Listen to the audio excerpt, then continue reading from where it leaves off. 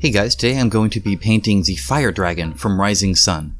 This is the third miniature painting video I have done this week, and at 45 minutes with ×6 speed, it was a lot of content to go through, but I hope you appreciate it. Now it is a bit of a longer video, but I heard that's what you would like, and you know what, I'm not sure I could shorten it anymore. This guy is quite detailed and time consuming. Don't let the appearance of a few colors mislead you on that.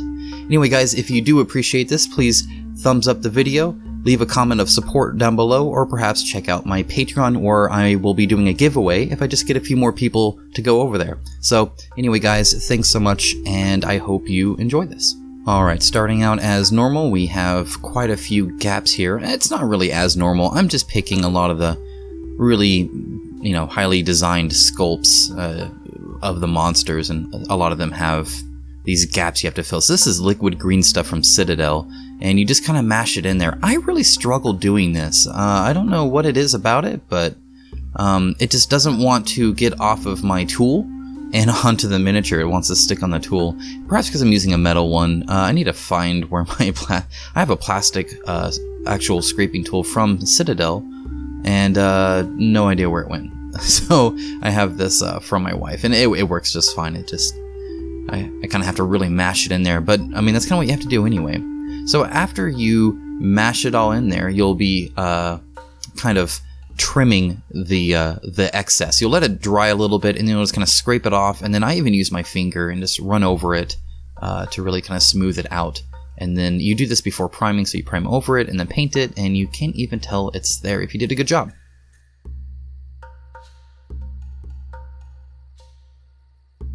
Oh, and so here's a note I received just randomly from my daughter, so I think that means that she loves me. She is 5, by the way, just turned 5.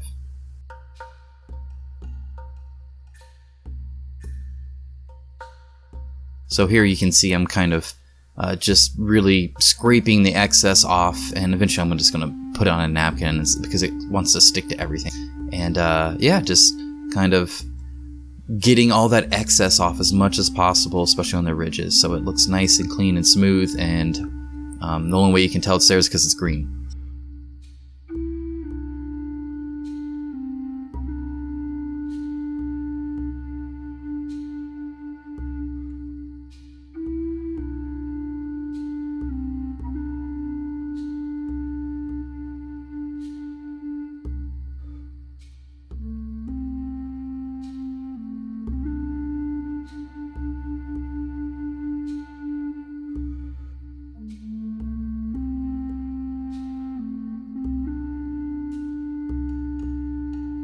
Alright, now with the gap fill done, we're going to actually trim some flash. He doesn't have a lot of mold lines on him, and they're all fairly easy to get. This is actually, I started with the worst part here on these ridges. They're kind of hard because he does have these tendrils coming out as well, and the ridges are like step laddered, and so you can't really get a lot of your scraping tool or blade in there, but it's not too bad. He does have the majority of his down below on his chest right here. But I actually did not find an issue getting to it, so I can't say that that's a complaint, in which case actually it's kind of nice it's down below, right, instead of, right through the middle of his face or something like that. Not too bad. A little bit around kind of the fine details like his claws and some of the tendrils, and I don't think I did as good of a job as perhaps I could have on the tendrils, especially some in the back, but overall not too bad. There's a slight seam along his tail, very slight. You probably could get away without messing with it, but it's also very easy to get rid of, and not too bad at all. So just take your time, make sure you look all around every single angle, because once you start painting it, you might notice some more, and you don't want to deal with it once you've already primed.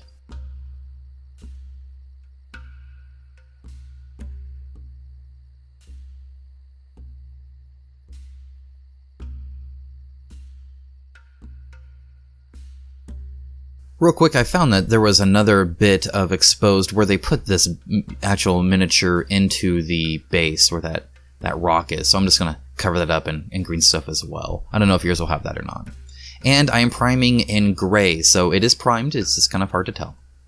Evil Sunz Scarlet. Now this is going to be very, very bright in the video with the light going right on it. It's not quite as bright in real life, and actually I'll end up darkening it up a little bit and then bringing out the ridges to probably about this color, a little bit less. So not too, he's not a glowing dragon in that sense, so you don't have to worry about him being super bright. He's not like the clown dragon or anything. It's just a little bright on the video. But yeah, I got my regiment brush on here, and I wouldn't suggest a monster brush. I don't think there's anywhere where that would really gain you a lot of time. But this works well. I can still kind of get in between the detail work and not get too much paint over everything. But it's a first color. Now, I will say right off the bat, if I was to paint this again, so if you have not painted this and you're going to, paint the ball first. It'll be much easier to paint the dragon on top of the ball than it will be to paint the ball underneath the dragon. I learned this a hard way, and you will see me deal with that later. Well, you'll see me be messy, and then I'll clean up off camera later, so not a big deal there. But yeah, definitely paint from the bottom up on this miniature pretty much. I think I was just excited to get the dragon colored, and it is really exciting to put a whole bunch of bright red on this cool looking dragon. He looks cool really quick and you get that instant gratification, but you will suffer on that ball. It is quite difficult. So yeah, that's my suggestion there.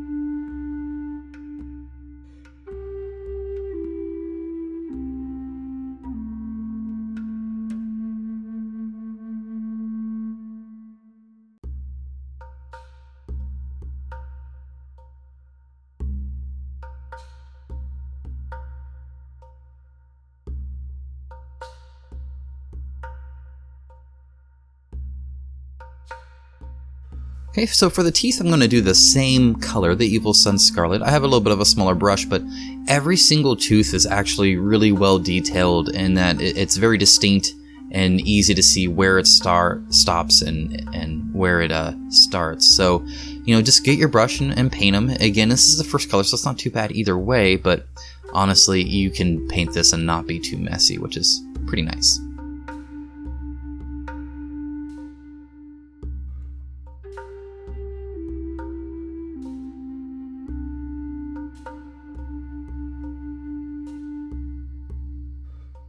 Okay, and for his eyes, I'm actually going to do the whole thing and kind of live here. So, with big eyes like this that are really defined and they're inset, it's super easy to get, real crisp, clean lines. Make sure you angle your brush well, but other than that, it'll just kind of fall right where it should, as kind of the curvature of the eye leads the bristle. So not too bad. Just make sure you're going at a good angle.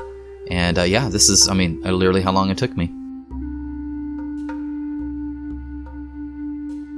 Alright, next up, Reikland Fleshshade. So this is kind of a light brown. There's a little bit of a red hue to it as opposed to an orange hue to it, which is why I chose this. I thought it would darken it up fairly nicely and not be a drastic change from like an Agrax Earthshade, which is just a brown. So it's a little bit lighter brown, has a little bit of an orange hue to it because that's why it's the Fleshshade. And you can use Seraphim Sepia as well, but it's a much lighter brown and more orange than red. But both of those are kind of natural, skin hues, and so it works well on red, I have found as well. If I'd done just a red wash, it wouldn't have made the recesses look as dark.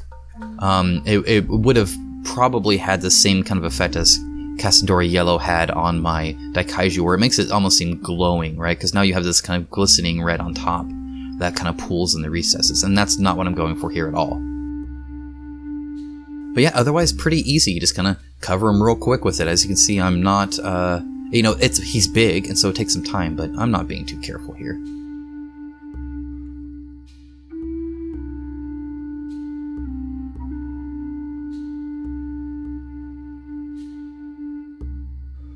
Alright, once that's dry, we're going to dry brush on that Evil Sunz Scarlet again. So again, this is just showing how lightly I am dry brushing. It's very, very soft here, and I'm just kind of aiming towards the ridges, putting a little bit of extra effort onto the actual claws, the kind of hands that he has. They're not hands. I don't know what a dragon has. They're not paws. I'm just going to say claws.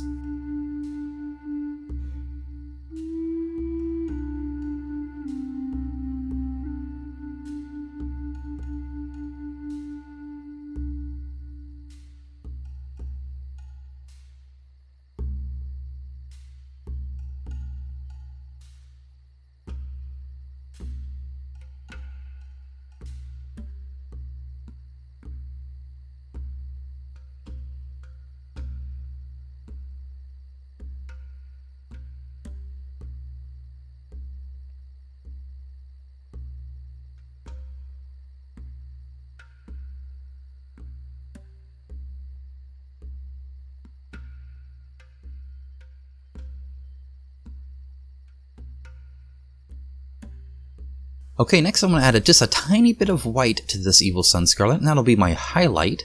So I brought it back up to the base color, and now I'm just slightly highlighting his teeth, and then I'll even go the ridges one step further, but do a little bit of a drier, dry brush. And a little bit on his eyes. Okay, so here I'm just going to kind of swipe it across, kind of with the grain and away from the grain, depending on how dense the texture is. And it's not grain, it's texture, but I'll also do a few other techniques you'll see. I'll try and kind of point them out a little bit, but really sometimes I will flick my brush. I'll do that on the tail where I'm just creating lines, and I don't care if they actually match the lines on the tail. The lines on the tail are so subtle and not very raised, it would be very hard to pick them out individually. But if you just flick it, then you will get this same effect. Like, you won't be able to notice if it's on or off of it, and so instead it just looks like it's that texture.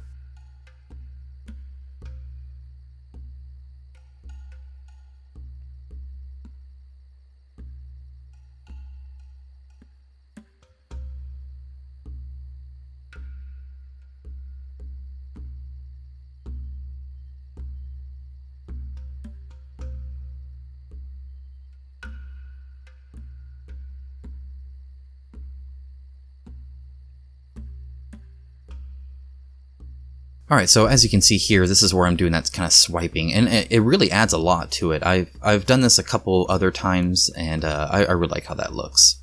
Mechanicus Standard Grey. This is kind of a dark gray, and it's just for kind of his lower lips and jaw plates. I don't know if they're plates. I guess they're skin. I guess it's where he's not covered in the red part of skin. I don't know. It's on the concept art. I'm doing it. It's kind of nice because it just adds a little bit more to his face, which is really one of the focal points of the miniature with how bright it ends up being.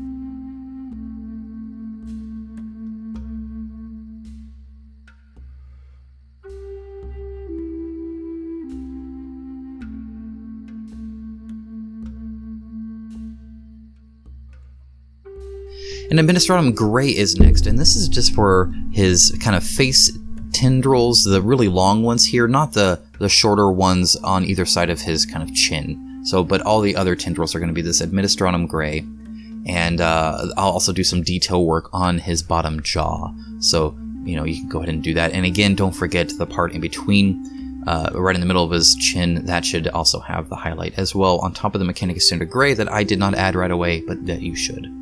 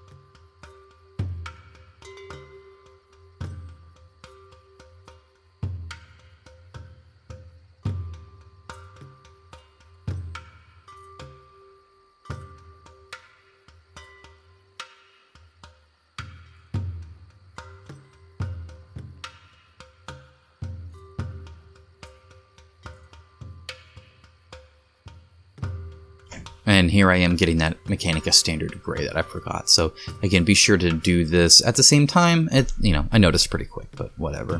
And then I'm also putting Administratum Grey on the stones on the bottom. I'm going to dirty them up and, do a good dry brush. But for now, you can just coat it in this light gray.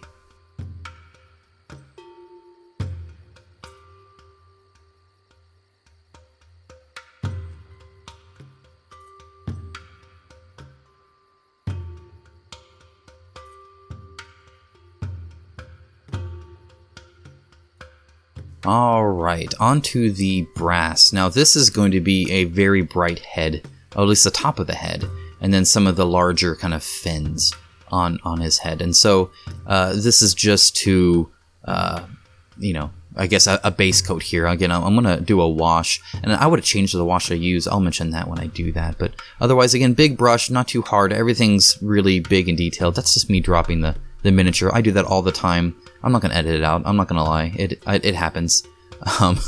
Anyway, so now I've swapped to the smaller brush out, and this is just to get around those eyes that I've already painted, around those tendrils that I've already painted. Anywhere where, I've already painted, I want to kind of be careful because painting over metallics is never fun, and so if you can avoid having to do it, I would suggest you always avoid having to paint over metallics.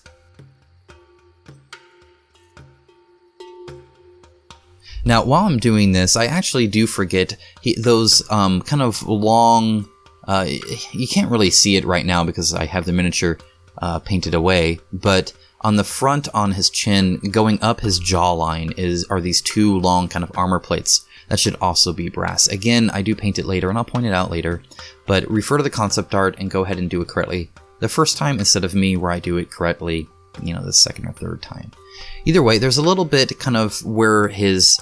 I don't know if it's almost like a mustache kind of thing going on here. And he also has it on his chin, or his little bottom lips as well. So those little tiny tendrils coming off, and then a little bit on his lip should be brass.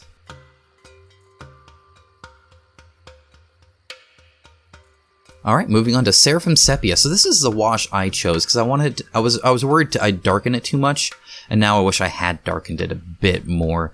The problem here is that while there's a lot of detail, there's not a lot of detail that a wash can actually go into.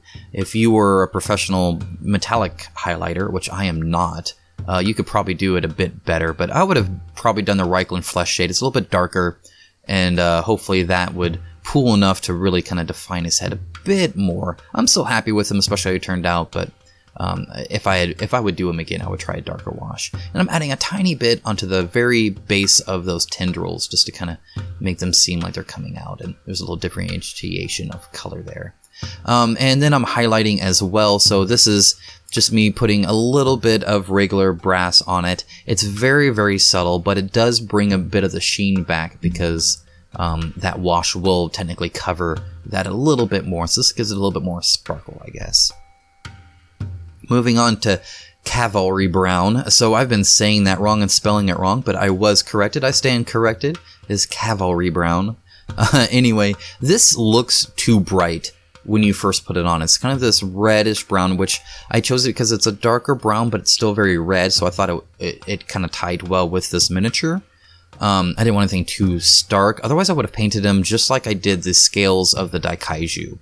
The color looks pretty close on the concept art. So if you don't like how mine turns out, I would suggest trying that. I think that would work out pretty well. Anyway, I'm going to throw some Nuln oil on it later, and that darkens it up quite a bit, where I think I'm very happy with the color and shade and hue that it turns out to be.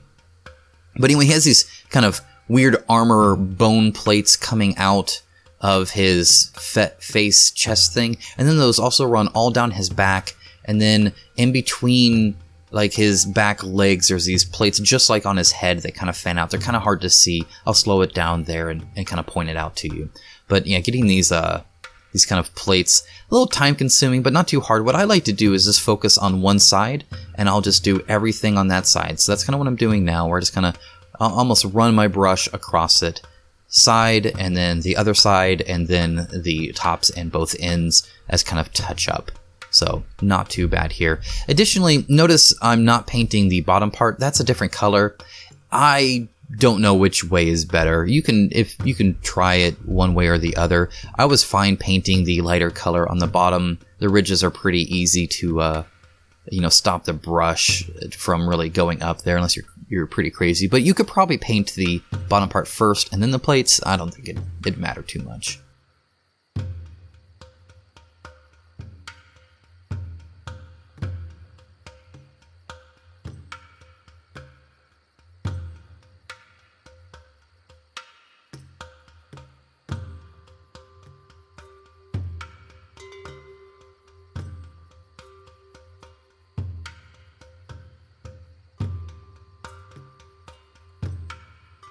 So there are those back plates I said I would kind of mention. So just make sure you kind of get your brush in there and pray you do a good job. Honestly, I just painted that whole area that color, and I think it turns out just fine. You can't even tell.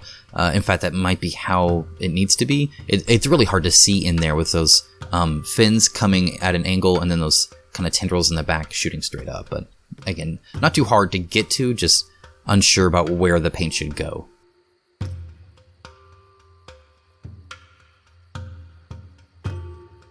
Alright, I'm bringing out some Nuln oil, and this again I'm just going to kind of rub on one side and then the other side, and see I'm kind of working a little bit quickly there. I don't want it to pull too much. There is some texture on these fins, which is nice, but again just kind of one side and then jam it all up in there. Make sure to get it all. Those would have quite a bit of shade, I believe, on them anyway, and this is bringing the color down to the darker color I actually want this to be. Almost perfectly in my mind. I think it turns out well. I also put a tiny bit around his eyes, and that's really just to make the eyes pop a bit more, because again, that's the really focal point of this miniature, so I want to make sure that's noticeable.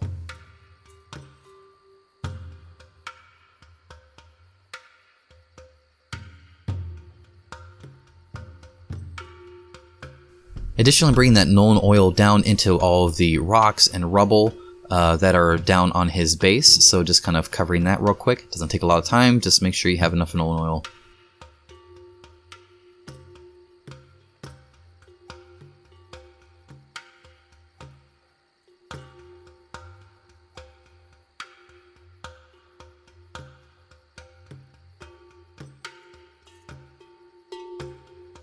Okay, next up is 3 parts buff to 1 part brass. Now, I'm saying 3 to 1, but really just kind of eyeball it. What I'm taking is essentially buff, which is kind of this light tan color. I think it's a very sand kind of color. And then I'm adding a little bit of brass, which adds a little bit of that kind of glitter metallic to it and darkens it ever so slightly. I'm going to use buff straight later on as to where it's not mixed with anything, so I wanted this to be a slightly different color, and these are technically this very light gold armor that I see all over the concept art in Rising Sun, and I'm really happy with how this turned out. So this is probably how I'm going to do it in the future. In fact, I believe my next video, the miniature I've chosen, will also have this as well. So it's kind of unfortunate. I don't like using mixed colors, especially mixed colors that are all supposed to match on other miniatures, but I think I got this one down pretty easy, and the brass is very forgiving when it comes to mixing. But these are for all these kind of weird frilly armor plates. I don't know, are they armor plates? Is that armoring anything? I don't know. His fancy design plates from his designer armorer. Again, there's a little bit on his face, those back plates, and then this is that fine detail I was talking about, where that you could do this first, I suppose. I don't know, I feel like if I painted the dark color afterwards, I would end up getting a lot of more dark onto this, and that would, in my mind, that's harder to deal with than painting the light color afterwards, where I can just add more coats. So, I don't know, whichever you prefer. Either way, it's actually pretty easy. You just draw straight lines, mostly. The fins on the outside, a little bit finicky, not too bad.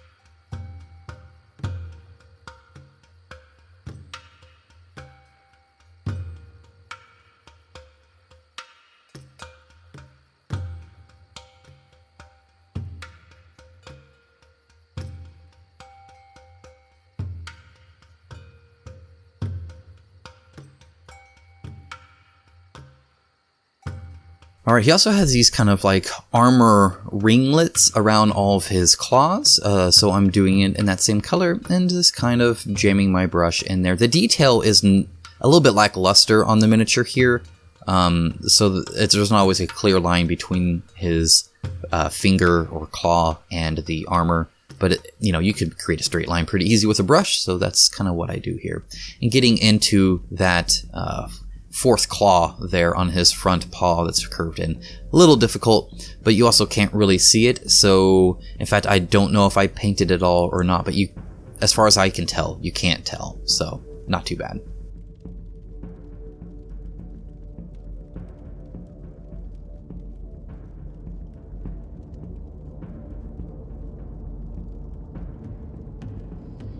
And I forgot to put Nuln oil on his front plates, so I kept forgetting to do things. I don't know what was wrong with me.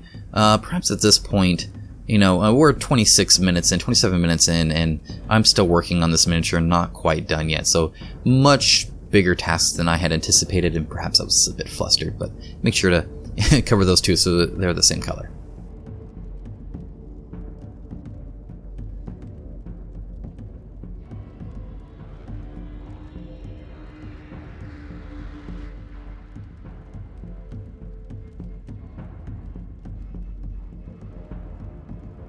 Alright, first new color. This is dark red, and I spent a lot of time trying to figure out what color would best match the concept art here. That wasn't a custom color, because again, typically I dislike doing that. I know some people custom color pretty much everything, but it's not for me, at least not yet. And I thought this worked out pretty well and fits pretty good. Might need to be a bit darker to match the concept art, but I do not darken it, and I'm pretty happy with the results. So you can darken it if you want, just add some Nuln oil to it, and I bet that would work.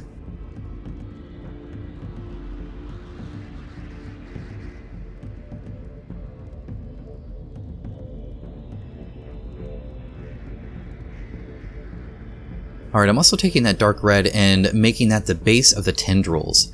I'm not worried about putting that on the skin around it or anything like that. I'm just putting it fairly neatly at the base and pulling up about halfway to 2/3, but it also varies on the tendril, and I would suggest you always kind of vary it. You don't want a straight line across these tendrils of the color change. So I try to do each one a bit different. It's a little detail work, but this kind of detail work really adds a lot. So if you see the miniature now, by the time I'm done with these tendrils, you'll notice how much better the miniature looks. And all I'm doing is painting a few little tendrils. I'm calling them, I don't know, they're almost like barnacles. I don't know what they are. Anyway, the detail work like this adds so much. Don't skip out on it. Don't be a bit lazy here. This is the time where you actually want to make sure you do a good job, because it adds so much.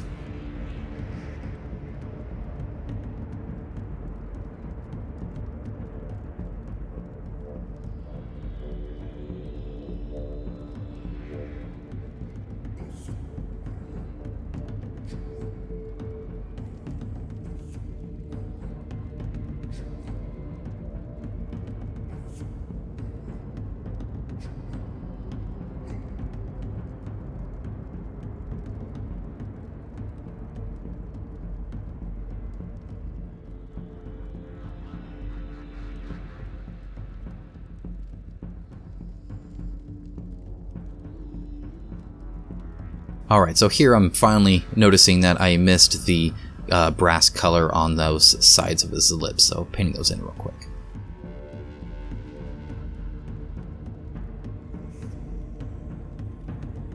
Alright, next up, just added a little bit of white, and this is for a very basic quick highlight on about half of the claw, whichever part seems to be closer to an overhead light. Next up is clear orange. This is just for the face tendrils and for the back tail as a blending tool is pretty much what I'm using it there to kind of do the difference between a bright yellow and not. And again, just kind of being careful. What I do is I load my brush up fairly heavily and paint all of the main parts of it until my brush is too dry to really do too much, and then I brush that slightly in from I start on that dark red and pull up, and what that does is it helps blend it a bit more. It's not a wet blend at all. It's closer to like a targeted dry brush, but with a regular brush. I've done this only once before, but I'm pretty happy with how this turned out. I did it on a Descent character a long time ago, and I think it works out pretty well. And I'm going to do the same here, though I'm going to do a little bit more formal dry brush, but again with this normal brush. So I start, you know, painting normal, and then when my brush starts to dry out and there's not enough paint, as you can see there, I just kind of wipe it. Alright, he's also got these rings on his tail. He's very fashionable, this guy.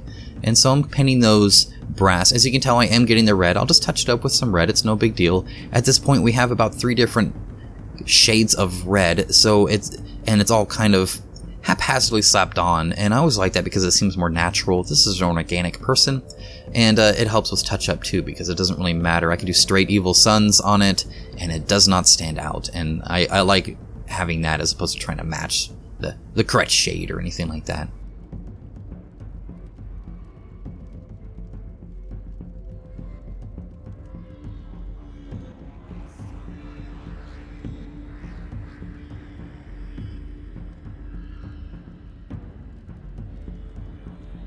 Alright, next up is Averland Sunset. Now I'm going to treat this the same as I did the clear orange, where I kind of, you know, again, have a whole lot on my brush and I paint all the tendrils. I'll move from one tendril to the other if I still have too much paint, and then kind of blend them in once I have a little bit of paint left on my brush. And using a pretty small brush here, which helps assist in me running out of paint, which is what I actually kind of want to do, and because these are pretty small. As you can see though, getting this kind of splash of color in here and really melding the two colors, you know, pretty nicely together. I'm not entering a tournament here or anything, so it's not crazy, but it doesn't seem abnormal either. Adds so much to it, especially once you get those back ones. It just looks awesome.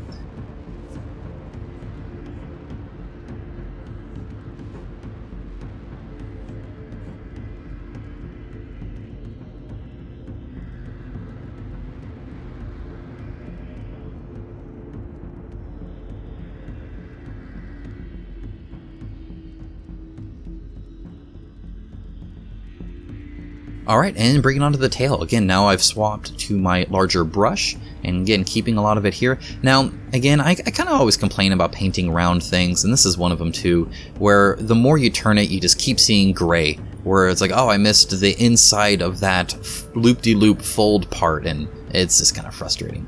There you can kind of see my dry brushing technique, where I'm just trying to kind of blend in the two colors together. Again, you could do a wet blend if you wanted to be that formal. This is long enough. I'm not about to do a wet blend on this one.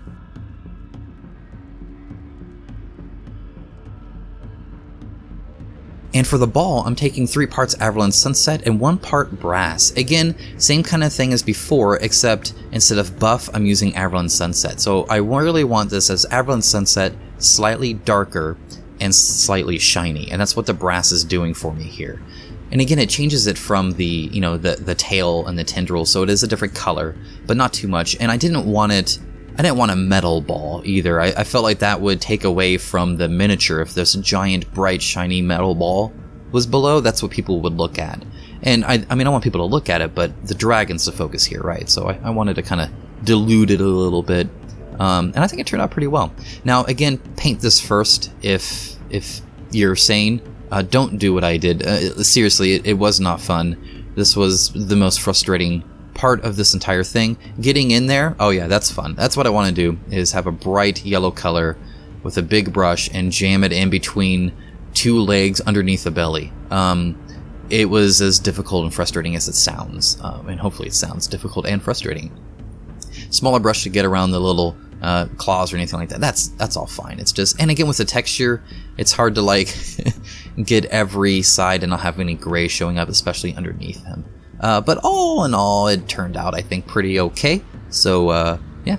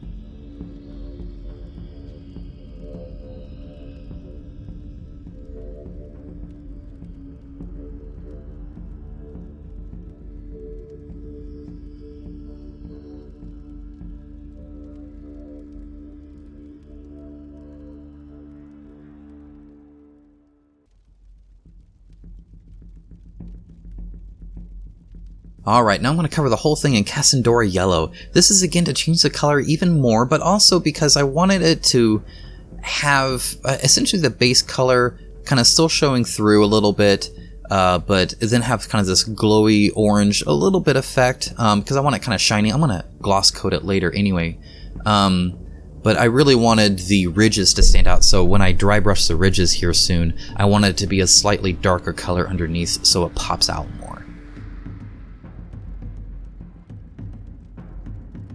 Alright, so Armageddon Dust, this is the other new one here, so I am basing this a little bit different. So this is kind of a cool one. I played around with this just a little bit, and I kind of like it.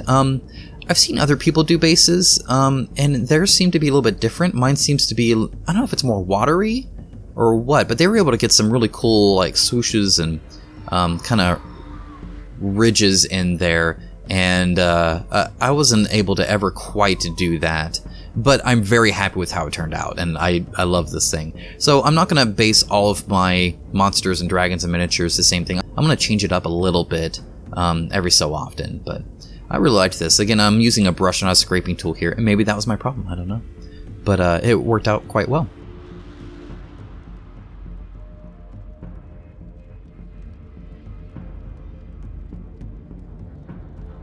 Alright, so Flash Glitz Yellow, here's that dry brush. So I just did that while the wash was drying on there, just to save some time. And as you can see, it's really popping out those ridges very nicely. I'm very glad that that wash kind of pooled in those ridges, so you can still kind of see mostly the Averland underneath, and then you have this bright yellow on top, and it just very, very cool. I dig it a lot. Alright, so I'm adding a bit more. Again, I'm trying to get, I don't want it to look like mud, right? So I want to kind of have some piles of it in different places. So I keep playing around with it. I keep doing it even off camera a little bit. As it dries and gets a bit more firm, I play around with it a bit more. I think that's the way to go. At least that's what I'm going to do.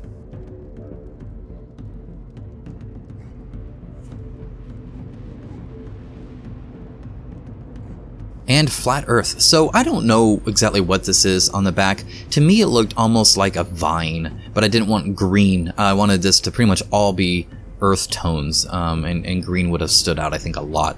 And I don't know, with a fire dragon, I feel like, I don't know if he's hot or what, but I feel like there wouldn't be a lot of living things around him. So this could even be like a dead vine on this ball.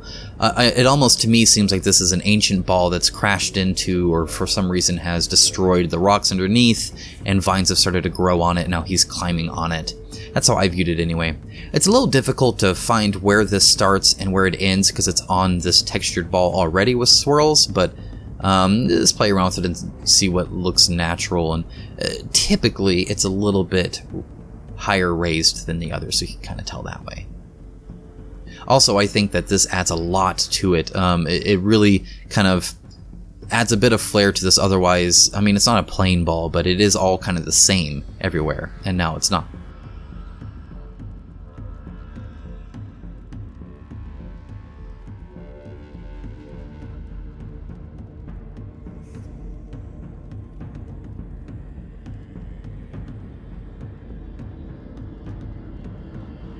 Okay, so I'm taking that Reikland Fleshshade and just throwing that down now that the textured paint is fully dry. Make sure it is completely dried. I took it and let it dry for quite some time, and this will add a lot of color to it and really make those textures pop.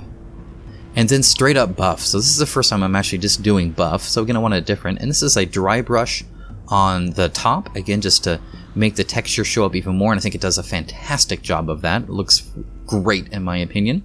Then I'm also going to take that around the rim of the base here, and again I use the side of my brush and then just kind of at the same angle that it is, just kind of wipe around, and it's actually fairly easy. I've rarely had too much issue doing this unless it's a really thick paint, but you know, it shouldn't be too watery or too thick.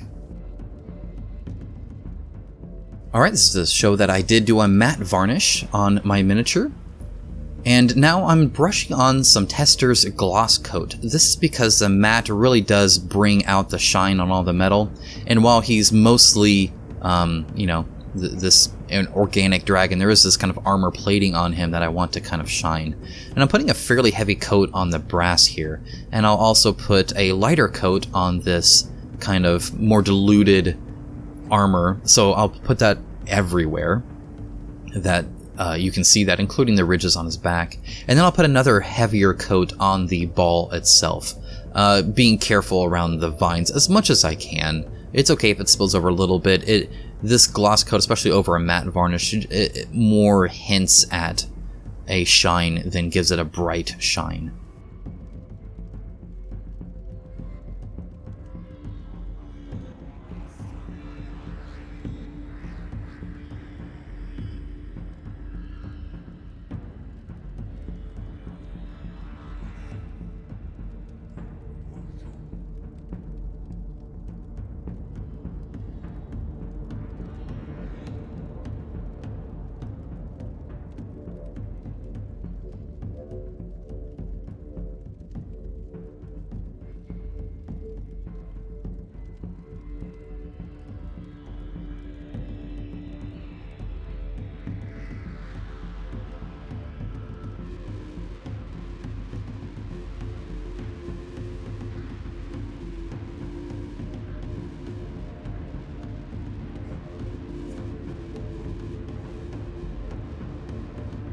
And here is the finished miniature. Guys, I hope you really enjoyed this video. I know it's a bit of a long haul, but I think it's totally worth it to have this guy completed. I really enjoyed painting him, believe it or not. He was a little frustrating, but overall a pleasant experience. I hope that this video helps you if you plan on painting it, or if maybe you just found it interesting and fun to watch. There is a list of paints I use in the description below. Additionally, like I said at the starting, this is the third miniature I painted for you guys this week. I hope you did enjoy those videos. If you did, why don't you show some support with either a thumbs up, just some words of encouragement, or a comment below, or maybe even visiting my Patreon. For as little as $1 a month, you can help support this channel. That's really where I get most of my support from, and it's not that much, but I enjoy doing this for you guys. As a reward, I will be giving away a painted miniature with a little custom little bit underneath the base to a lucky patron once I reach $10. I'm already about halfway there, so if you're interested in perhaps either just supporting me or, maybe getting some for free out of it, well, not for free, it was $1, not too bad, go ahead and visit that. You'll find a link in the description below as well as on my YouTube page. Anyway guys, enough about that. Regardless of anything, thanks so much for watching. I really hope you enjoyed this video, and I'll talk to you again soon.